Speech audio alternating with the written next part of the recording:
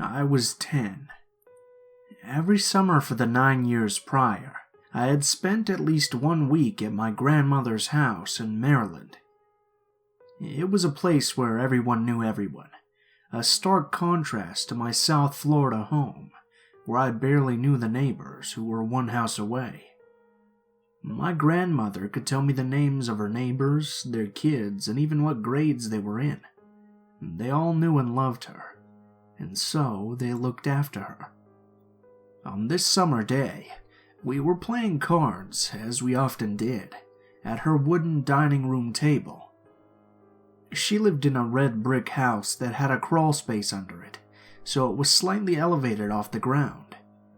One of the things I loved most about being at her house was the way that she would wake up every morning and open all the blinds to let the natural light shine in. As soon as the sun would set, she would close the blinds and we would retreat into the comfort of the lamp-lit, green shag-rugged living room to watch the evening news. This day, however, we started playing cards while the sun was still up, and being wrapped up in the game well until after the sun had set. The phone suddenly rang, interrupting our focus. I jumped up, excited to answer. Hello? I didn't recognize the voice on the other line. All I could identify was the urgency in their pitch.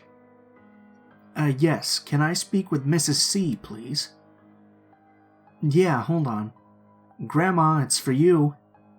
Who else would it have been for? She was the only one who had lived in that house for the last 12 years, since my grandpa had passed away. I sat at the kitchen table, closer to the pantry, where she kept her phone, and watched her with eager, curious eyes. I waited for her to tell me who was on the line, or for a hint in the conversation that might give it away. But she didn't tell me. In fact, the only thing she said before she hung up was, "Oh my. Okay, thank you." What could this be about? Granny, who was that? She wasn't paying attention to me. It was like I wasn't even in the room for her anymore.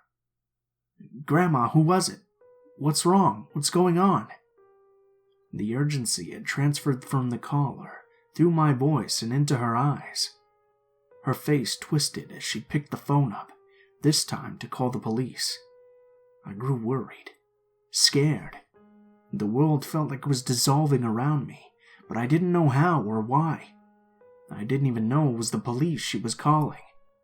I just had to listen to her have the conversation to try and figure out what was even going on. Hi, yes. Can you send someone to my house on Elmbrook Drive? I have reason to believe there's a trespasser on my property. I strained to hear the response of the person on the other line, but all I could hear was my grandmother's now labored breathing. Okay, thank you. Again, she hung up the phone. By this time, I had started crying, feeling panicked. Again, my questions went unanswered, as she picked up the phone to call her next-door neighbor. Hi, sorry to bother you, it's Ola. Can you come over? Please bring your... She looked up and saw me as she closed the door. I could no longer hear what she was saying, but I distinctly heard the word gun.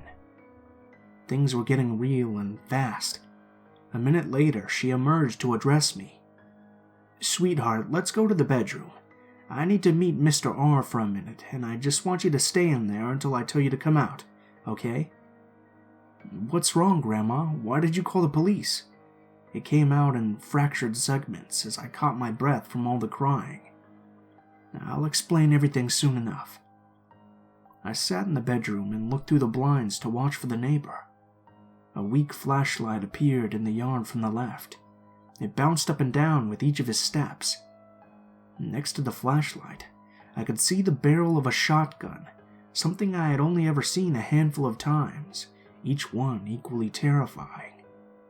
The light bounced past the front door, and beyond the garage where he faded away from sight. A few painstaking minutes later, he was back at the front door and knocking. I heard my grandma let him in, muffled voices back and forth. She came and let me out of the room then. I still had no idea what was happening. My stomach was in my throat, my head pounding from the scared tears I couldn't stop shedding. I sat on the couch as the neighbor explained to my grandma that he would stay with us until the police had arrived, but that he believed that we were now in the clear. As I looked around, I noticed that the once open blinds had been hastily and haphazardly closed. Moments later, the police arrived. Like the neighbor, they walked to the back of the house with their lights and guns in hand. And when she spoke to them, I only heard bits and pieces. We were playing cards. The neighbor from across the way called on the phone, watching us through the window. Called you.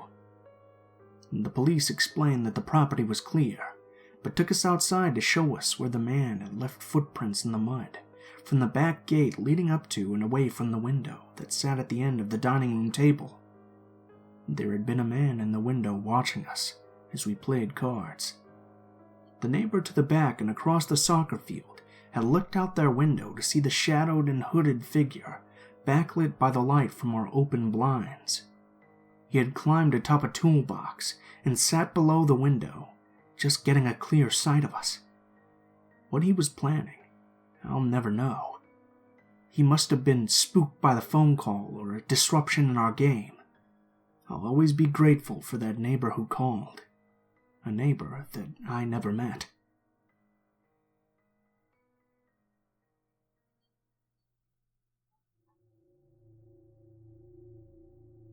Hello all.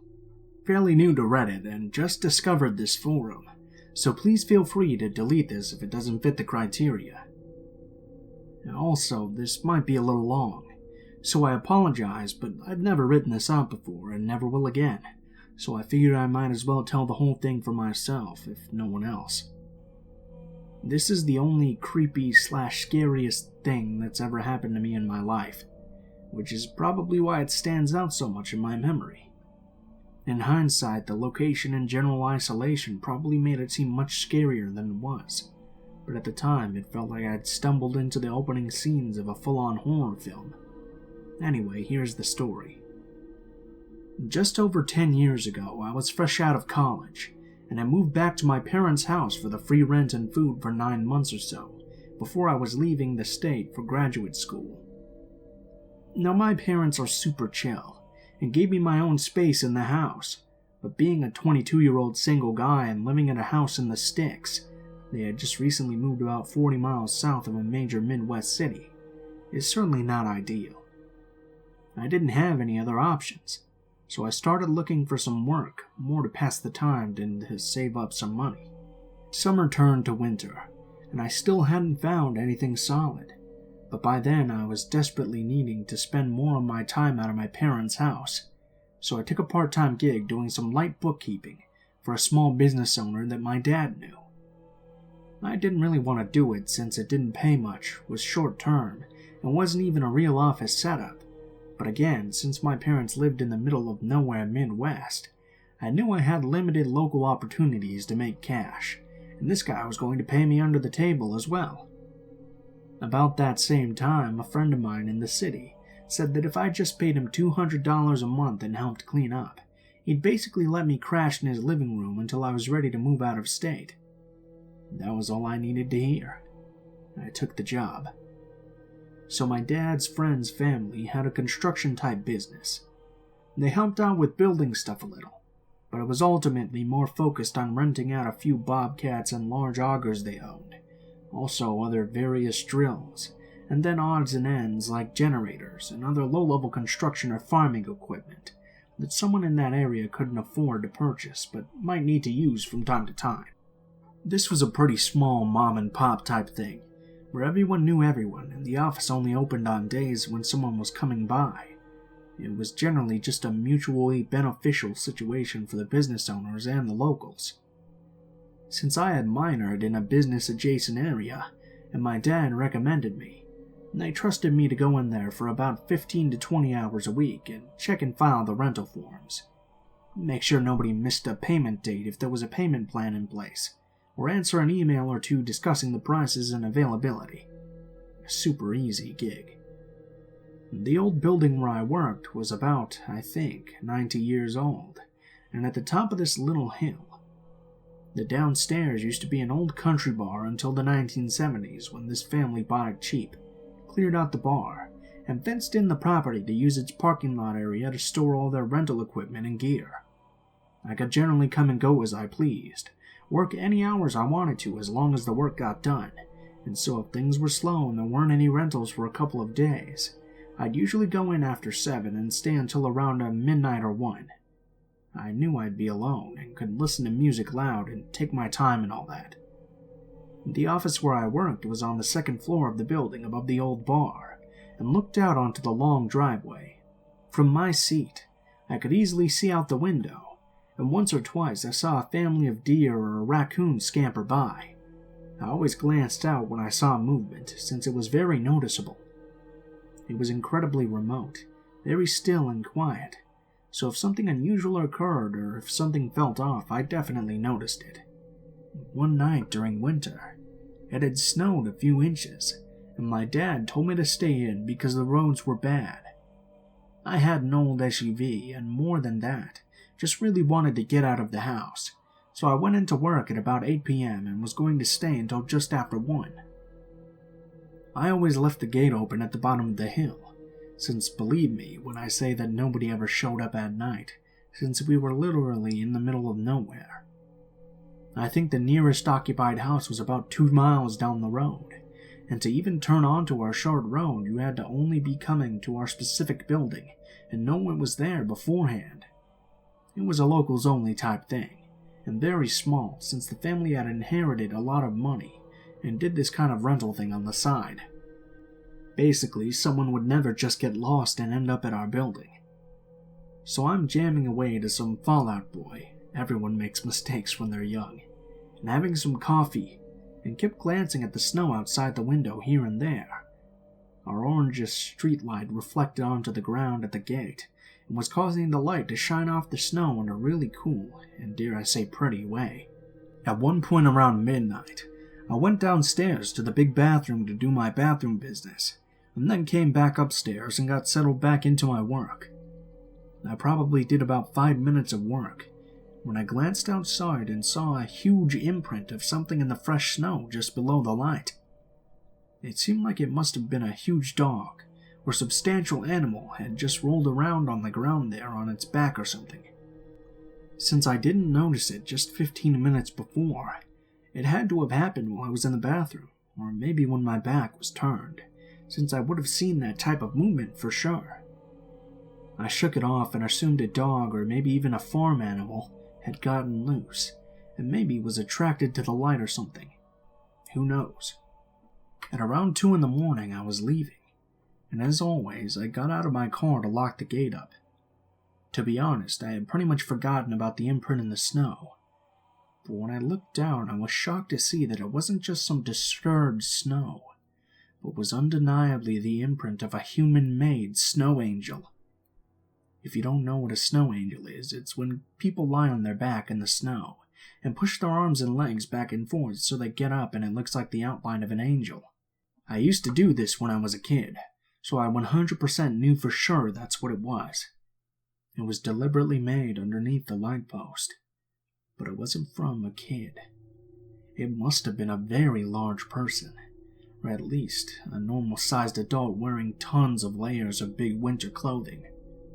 I looked up and saw what I already knew, that whoever had made this snow angel could easily look up and have seen me through that window, so they must have waited for me to head downstairs to make this angel.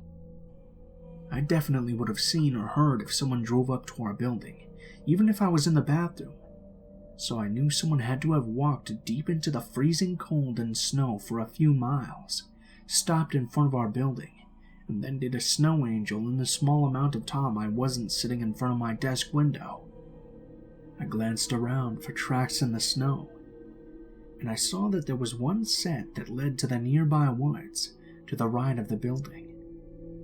It was clear that the person hadn't used the road, but had instead come from the opposite side, which made me instantly uneasy. That side was just trees and darkness for miles and miles. I was definitely a little freaked out now once I realized that someone had just been this close to me secretly in the middle of the woods, and I looked around but didn't see anything amiss at all. Now I just wanted to get the hell out of there. When I got back in my car and drove a few feet, I realized that my boss would be there in about 4 hours, and might see the snow angel assume I did it, since he probably assumed I kept the gate locked when I was there. It wouldn't have been that big an issue at all, but I was young and felt like I might be made fun of by him if nothing else. They were all manly men, and I liked books. So I opened the gate back up real quick, ran over and kicked the snow around to hide the angel, and locked it up again and went back to my car. I almost lied here and said something else since it might seem fake. I assumed the average person wouldn't get back out of their SUV and not just flee in their car because they'd be embarrassed about a snow angel. But at that time I was very insecure and cared a lot about what others thought, so unfortunately, that's what I did. Also, I wasn't exactly fully terrified at this point, even though it was certainly unsettling. I just thought it was really weird, and could have maybe been an illegal hunter. Either way, the imprint was made 2 hours earlier, and I assumed by this point they were long gone. But that's when I heard it. When I was getting into my SUV, there was the loudest high-pitched laughing coming from deep in the woods. It almost sounded like a fake laugh, like the witch in The Wizard of Oz or something, like someone was doing it fake on purpose to show they weren't scared of me, or to see how I'd react at all once I knew they were laughing at me on our property. It was close enough that I knew they could see me, but I couldn't see them at all since other than the streetlight I was under, there was no illumination. After a few seconds of the laughing, they stopped, and then it was just silence everywhere, except for the beating of my heart through my ears. Then the laughing started again, though louder this time, more like screaming than laughing. I sort of froze for like 5 seconds, listening in panic. I spent a lot of time in that area, and I know what coyotes and foxes sound like at night, with their high-pitched screeches during mating season, so I can't completely logically rule that out. But honestly, it felt like it was an adult man trying to emulate a woman, like someone was deliberately trying to make a fake scary shriek in order to scare someone. Well, it worked. After that 5 seconds, I was immediately filled with adrenaline. I got in my car and drove the hell away from there as fast as I could, without sliding off the road. Back at home, I was up all night trying to figure it out, and told my parents the story when they woke up. After talking it out, we decided it was one of two things. It was either my brain somehow convincing itself that the snow formation was angel-shaped when it was really just caused by an animal, and then the snow tracks and laughing had just come from a coyote or red fox, though I don't think that's what it was. What I truly believe, the second thing, is that some person was out walking around for some reason and had decided to fuck with me. I didn't have any close friends left in that area that would do this, and if they did, they would certainly have brought it up to make fun of me for speeding away in terror. I found out later that the nearest house on that side was a very old couple, so I highly doubt it was one of them, which means whoever it was went out in the woods in the night in the freezing cold just to mess with a stranger. I don't have any mental issues or family history of them. Didn't do drugs. I drank socially sometimes at the time, but certainly hadn't that night. I also don't believe in the paranormal, so I never once gave that a thought. I knew in my heart that someone was out there. I worked there another 6 weeks or so and never had a single issue, though I knew where my boss kept his gun, and I always made sure it was there when I started my shift. I certainly always locked the gate from then on. Thinking about this experience that night, the part that freaked me out the most was that he had to have waited around for me to leave for about 2 hours, just for him to do that laugh. He didn't know me. I could have been crazy and the type of person to get mad and try to find and attack him. Yet he didn't seem scared at all, or to care when he tried to mess with me. For some random person out there, this is probably a story he tells from his point of view, to make all of his friends giggle hysterically.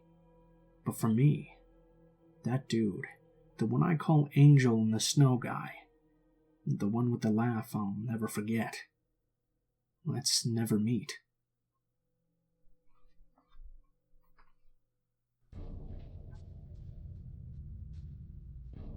So I've never posted to this subreddit, so please forgive me for any formatting errors or whatever. Just a bit of context. I went to a small liberal arts college that had on-campus houses in addition to dorms. I was an RA, resident assistant, for a grouping of houses. I was in charge of a large house that had a lot of people. This happened in February of 2017. So in my junior year of college, I find a camera in my room. I had just returned home from dance rehearsal, so I took a shower, changed, fixed a poster, and watched some vines. As I'm getting ready for bed, I pick out a hair bow I wanted to wear the next day. Well, among all the hair bows, I spot a small black box. My first thought is that it's one of those funky little ant traps that the maintenance guy left there, which would be weird because I was an RA of that particular building and should have known about any maintenance. I picked it up and it had a bit of tape on it. I peeled back the tape to reveal a red light. Well, fuck. I flip it over and find some words. I don't remember exactly what it said, but it had the make and model of the camera. At that moment, I realized what it is, and my heart drops. I run down the hall to my two good friends' room and show them. We find there's an SD card still left in the camera. We want to look on it, but none of our laptops have an SD card reader. No biggie. My friend works at the library and says she'll rent a reader from them. Next day I come home from classes and take a peek at what my friends have found. Footage of me and several other girls in assorted buildings and rooms. There was no compromising footage of me, for which I'm very thankful, but there was footage from some other girls of the building peeing, brushing their teeth, and all sorts of other stuff. I didn't see all the footage, so I don't know exactly what else was on there. They then show me footage of the person hiding the camera. Yeah, you read that right. The person who hid the camera recorded themselves doing it, and I recognized them. They were another RA on the same staff team as me. At this point, I'm freaking out. I call our boss, who's doing interviews for next year's RAs, and go, "Dude, I have to talk to you right now." I tell him the situation, and he seems pretty calm. Says he'll take care of it, but he needs me to come to his office later that night. I say okay. The next part of that day was excruciating. I had to go to a dinner meeting for a campus organization I was president of. I was worried the person might come back and take their camera while I was gone, so I grabbed it and took it with me. My freshman year roommate was there with me, and on the drive home she asked me what was wrong. I told her and showed her the camera. As we were sitting in the parking lot, someone is walking towards my building. Who should it be but the fucker who hid a camera in my room? At this point, I'm having a full-on panic attack. My friend says she'll cover for me. She'll watch the house while I get out of there. I just book it away as fast as I can. I hid in another building until she let me know that he was gone and away. At this point, I meet with my boss. I tell him what happened, and he looks at the footage with his boss. I answer questions for campus security. Then I answer questions for the city police. My boss and I go back to my house to make sure there were no other cameras. They take the guy in question and put him in a detaining center of sorts. They keep him in an unoccupied suite in a dorm on campus. I don't sleep well at all that night. The next morning, I get no update of what's going on. I'm looking over my shoulder every 5 seconds, and I'm absolutely terrified that he's loose and going to come after me. And then I get a call. He's not allowed out of the room. I have to answer more questions for another police officer. And they tell me what they learned from him. He'd begun his voyeuristic shenanigans by hiding the camera in one of his fraternity brothers' rooms and managed to film him having sex. At this point, he went and hid the camera in the woman's bathroom in the bedrooms of his female students. I don't remember how many, but there were at least 7 people filmed. They arrested him, and he was in jail for 3 days, then released to get his stuff and go to his hometown until they had the school trial. During this time, the school has to tell our staff team that he'll no longer be there for the rest of the year. They refused to tell the team what happened, or to let me tell anyone. They said it was so that he could leave with his dignity, as if he deserved it. Months go by, and after many meetings with assorted people, they have his trial. He's expelled. A year later, he has his legal trial with the state the school I attend is in. I was never informed of the results. I still need to call the police station, and this was a few months ago. However, I did receive a restraining order in the mail. Somewhere during this mess, I figured out how he got in my house and how he hid the camera. He got into my house because he had been granted keycard access. I lived in a weird large house without key cards and not keys.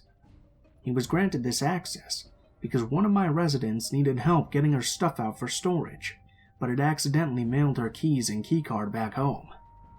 Apparently, security thought the best way to handle this was to give him a keycard access to her house. He knew exactly when I wouldn't be in the house, because the night it was hidden, we had a staff meeting, and I told our group chat I would be leaving a few minutes early to pick up snacks. He knew where I was going, and that I wouldn't be home. It sickens me to think that before he hid that camera, we were laughing in rehearsal together, and after he did it, we were joking around at our staff meeting, just acting totally normal, as if he didn't just violate my privacy.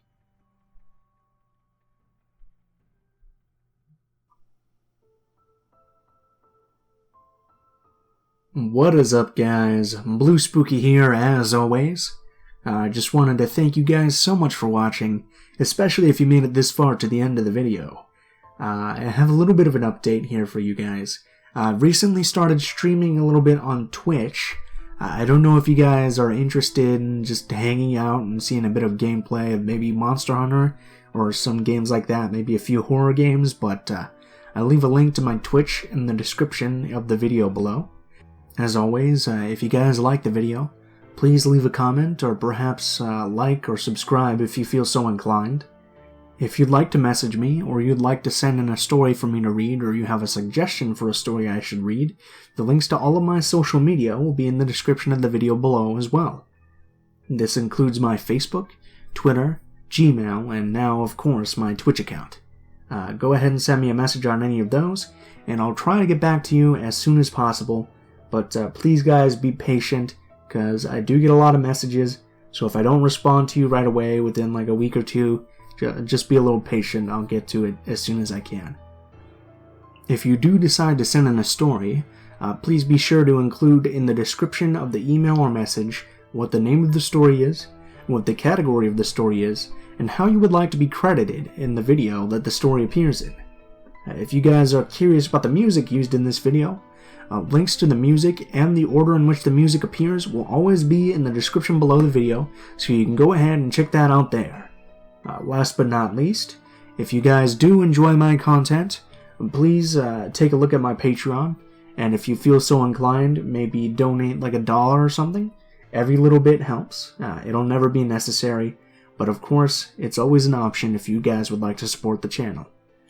Thank you guys so much for watching, and I hope you guys have a wonderful day.